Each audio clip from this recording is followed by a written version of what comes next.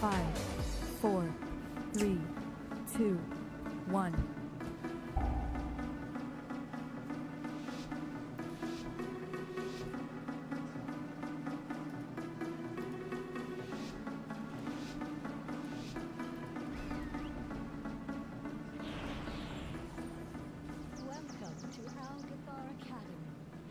Delighted that you received our invitation. The school is a touch behind schedule, but new students. How wonderful. It has been quite some time since the academy has been open.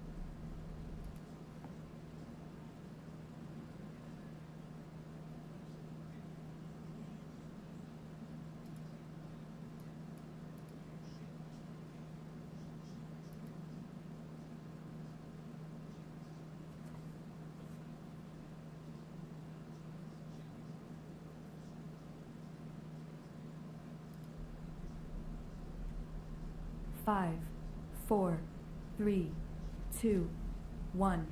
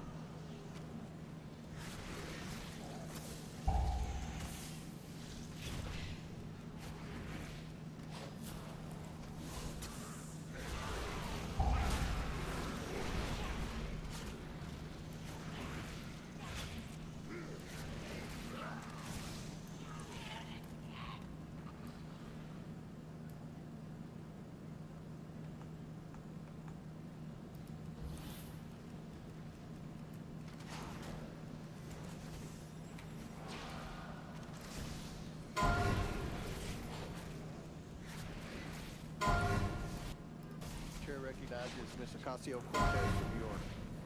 Thank you, Mr. Chairman. Director Cheadle, respectfully, what you had just laid out about 60 days. We are currently in the midst of an especially concentrated presidential campaign in the moment. That is also paired with, of course, elections happening across the country. That are happening in about 100 days. So the notion of a report coming out in 60 days when the threat environment is so high in the United States, irrespective of party, is not acceptable. And I think it's very important to understand that. This is not theater. This is not about jockeying. This is about the safety of some of the most highly targeted and valued targets internationally and domestically in the United States of America. So the idea that a report will be finalized in 60 days, let alone prior to any actionable decisions that would be made, is simply not acceptable. It has been 10 days since an assassination attempt on a former president of the United States, regardless of party. There need to be answers. Again, this party, this committee, this is not a moment of theater. We have to make policy decisions, and we have to make them now. We do. And that may be that may require legislation. That may require policy that we must pass in the immediate term. And without that, we are flying blind. So the lack of answers and the lack of report is just simply not something that we can accept here. Director Cheadle, is there a standard perimeter that the Secret Service establishes around an event, or are those perimeters independently determined per event and scenario? There is no standard. Every event and every venue is different and treated as such. So each event has a different perimeter that is established depending on the logistics of that event. Now, you established earlier that the building upon which the shooter operated from was outside of that established perimeter, correct, for the Butler, Pennsylvania event? It was outside of our secure perimeter, yes. Now, that building was, I believe, 500. How far away was that building from the president? It was approximately 200 yards. 200 yards. Now, the individual used an AR-15 in order to carried out his assassination attempt. An AR-15 has a range of about 400 to 600 yards. My question is, why does the Secret Service perimeter, why is the Secret Service protective perimeter shorter than one of the most popular semi-automatic weapons in the United States? There are a number of weapons out there with a number of ranges. Again, an advance was completed. The determination of the perimeter, I'm not going to speak to specifics, but there are a number of factors that are taken into account when we determine our perimeter. Some of it has to do with terrain, some of it has to do with buildings, some of it has to do with assets and resources that are available. And so what I'm hearing is that a perimeter was not established outdoors in an outdoor venue that would prevent an AR-15, which is one of the most common weapons used in mass shootings, from being able to be within the range of Secret Service protection. The perimeter was established, and even though there were buildings that were outside of that perimeter, it wasn't just that building. There were a number of buildings in the area, and there was overwatch that was created to help mitigate some of those buildings. Respectfully, Dr. Cheadle, as well, as a person who has experienced an enormous amount of threat incidents, including incidents that have never been reported publicly,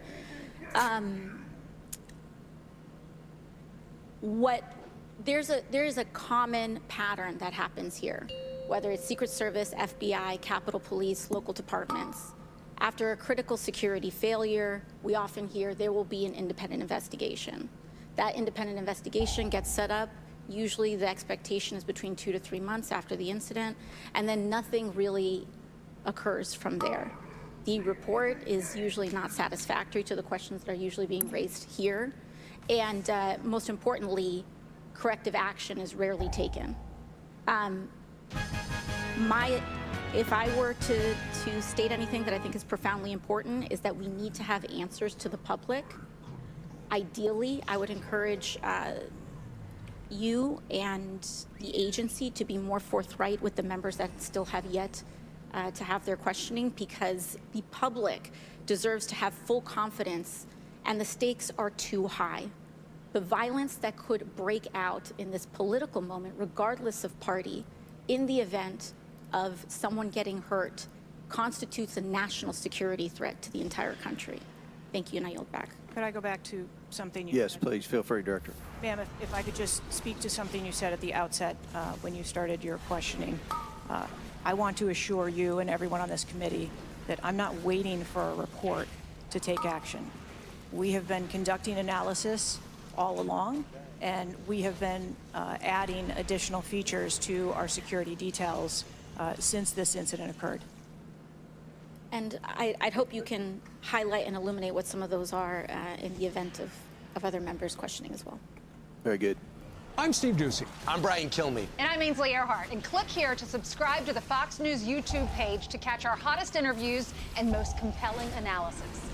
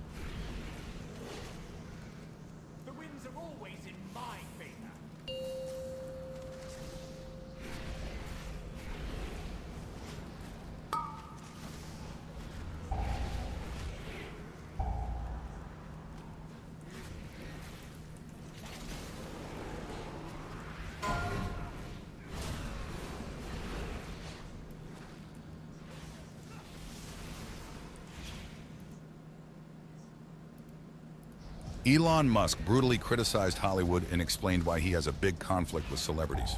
According to Elon, Hollywood actors are on the wrong side of history, and people need to know what they are doing against America. Musk also explained that the situation in the USA has gotten out of control, and there are things that America needs right now, but politicians don't care.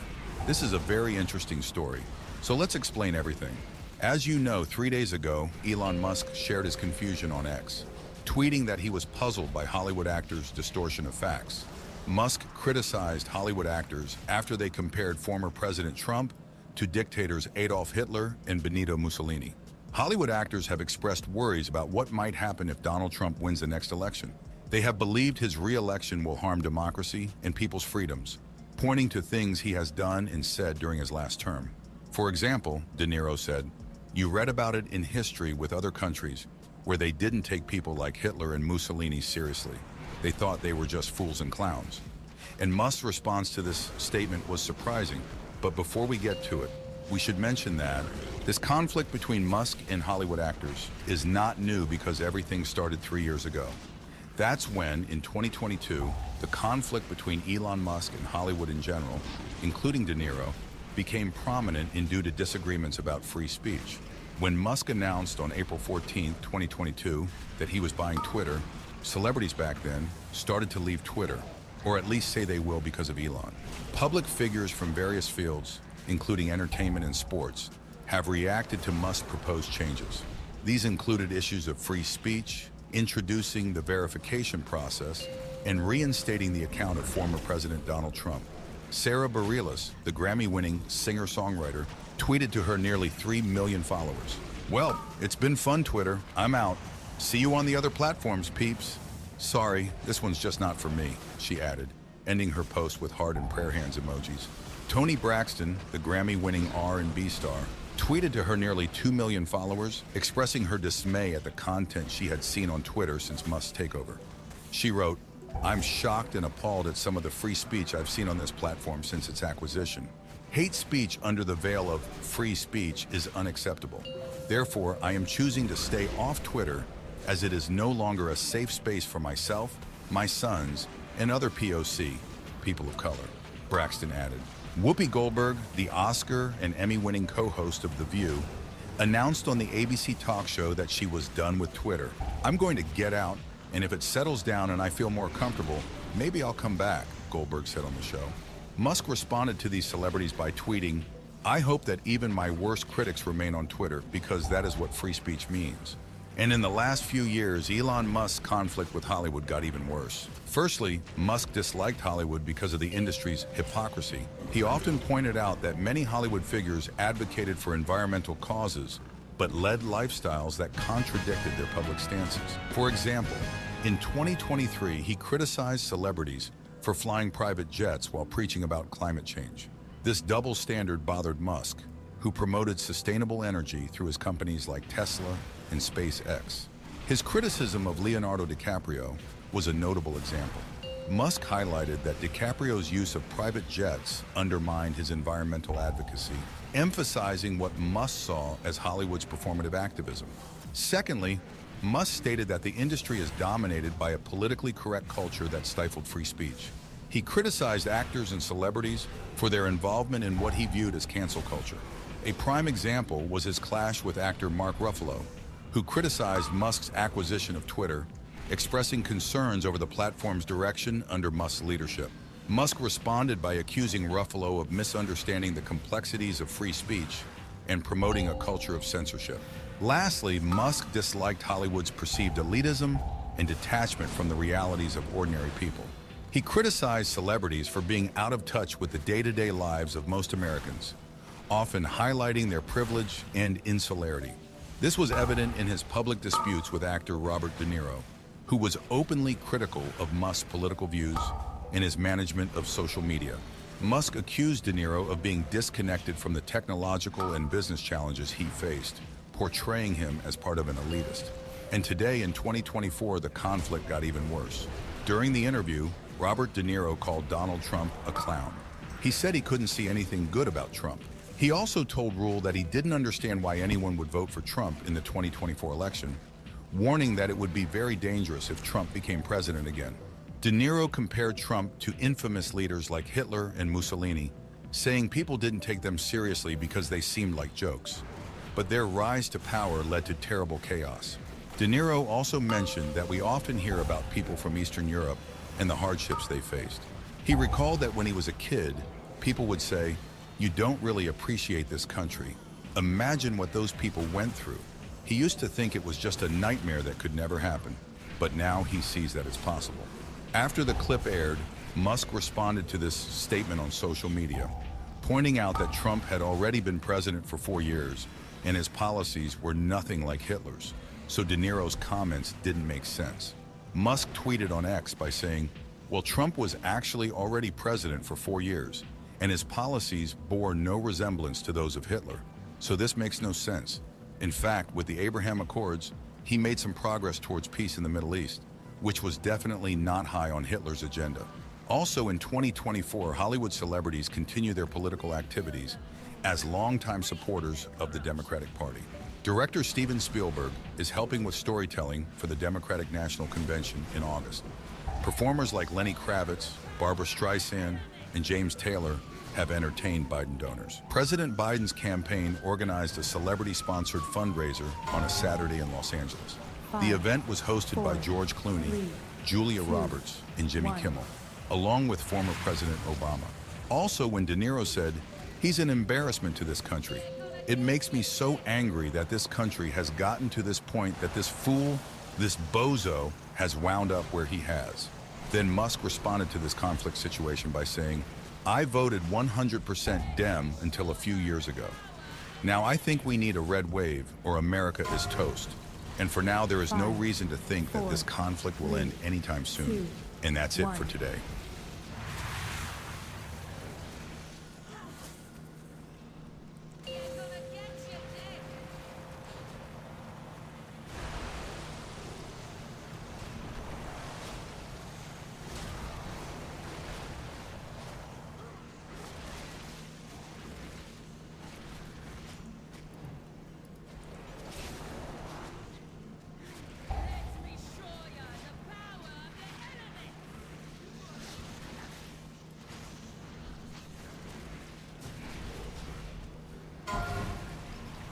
Five, four, three.